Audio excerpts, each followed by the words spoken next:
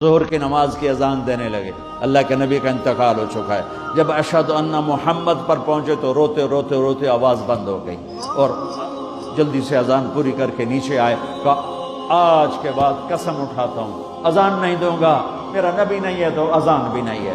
اور حضرت ابو بکر سے اجازت لے کر جب وہ خلیفہ بن گئے جہاد پہ چلے گئے، 6 مہینے تک آئے نہیں۔ لاکھوں صحابہ جہاد میں گئے، کسی کو میرے نبی خواب میں نہیں آئے، صرف بلال کو آئے۔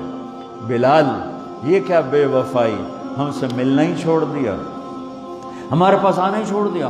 آنکھ کھلی تو ان کو یوں لگا جیسے اللہ کے نبی زندہ بلا رہے ہیں، یا رسول اللہ میں آ گیا، یا رسول اللہ میں آ گیا۔ اور اسی وقت اونٹنی کو بھگایا۔ 21 دن کا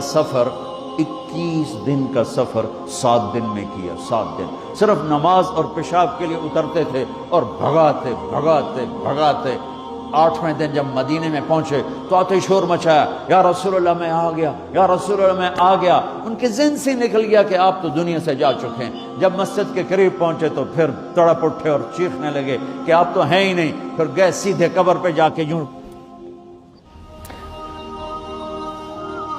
قبر کو لپٹ گئے، یا رسول اللہ میں تو آ گیا ہوں، آپ کہاں ہیں؟ یا رسول اللہ میں تو آ گیا ہوں، آپ کہاں ہیں؟ یا رسول اللہ میں تو آ گیا ہوں، آپ کہاں ہیں؟ بے قراری میں روئے جا رہے ہیں، میں تو آ گیا ہوں، آپ کہاں ہیں؟ میں تو آ گیا ہوں، آپ کہاں ہیں؟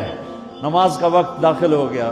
کون سی نماز تھی اللہ ہی جانتا ہے، اور سب کو پتا تھا بلال نے قسم کھائی ہے کہ اذان نہیں دیں گے، لہذا کسی کو جرت نہیں ہو رہی کہ بلال سے کہیں آج اذان بلالی سنا دے۔ تو چند صحابہ کو خیال آیا کہ نبی کے نواسوں کو سفارشی بناتے ہیں، حسنین۔ آپ نے فرمایا میری آنکھوں کی ٹھنڈک حسن اور حسین، میرے جنت کے پھول حسن اور حسین۔ تو صحابہ آئے بچوں کے پاس، حسن حسین، کہ بچوں آج کسی کی نہیں چلے گی، تم بلال سے کہو اذان دے۔ تو یہ دونوں ننھے منھے بھائی، حسن 7 سال کے، حسین 6 سال کے، 10 مہینے کا فرق تھا دونوں بھائیوں۔ چچا ایک درخواست کہ میرے ماں باپ آپ پہ قربان، آپ درخواست کیوں کہہ رہے ہیں؟ آپ امر کریں، آپ حکم کریں۔ کہنے لگے جیسے آپ ہمارے نانا کے لیے اذان دیتے تھے آج ہمارے لیے دے دو۔ تو ایک دم وہ رونے لگے بلال، کہا ہے میرے بچوں، میں نے قسم اٹھائی تھی کہ میں اللہ کے نبی کے بعد کبھی اذان نہیں دوں گا، لیکن تم پہ تو ہزاروں قسمیں قربان ہیں، میں اپنی قسم توڑتا ہوں اور اذان دیتا ہوں۔ جب وہ چڑھنے لگے اس بی بی کے گھر، قریب ایک انصاری عورت کا گھر تھا جس کی چھت پہ چڑھ کے اذان دیا کرتے تھے، تو سانس رک گئے سب کے، آنکھیں پھٹ گئیں، اور وہ یوں منظر دیکھ رہے کہ آج بلال تو ہے، محمد مصطفیٰ نہیں ہے۔ آج اذان بلالی تو ہوگی لیکن محمد مصطفیٰ کی جھلک نہ ہوگی۔ جب انہوں نے کانوں میں انگلیاں،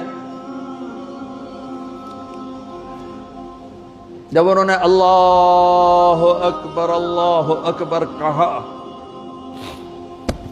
تو مدینے میں گھر گھر ماتم بچھ گیا، عورتیں بھی چیختی ہوئی گھروں سے باہر نکل آئیں، سارے مدینے کی گلیوں میں چیخ و پکار مچ گئی، اور یوں سب کو لگا جیسے محمد مصطفیٰ زندہ ہیں اور ان کا زمانہ ہے، لیکن آپ تو جا چکے تھے۔ یہ بلال کو جو رتبہ میرے رب نے دیا، یہ غلامی مصطفیٰ کی وجہ سے دیا ہے۔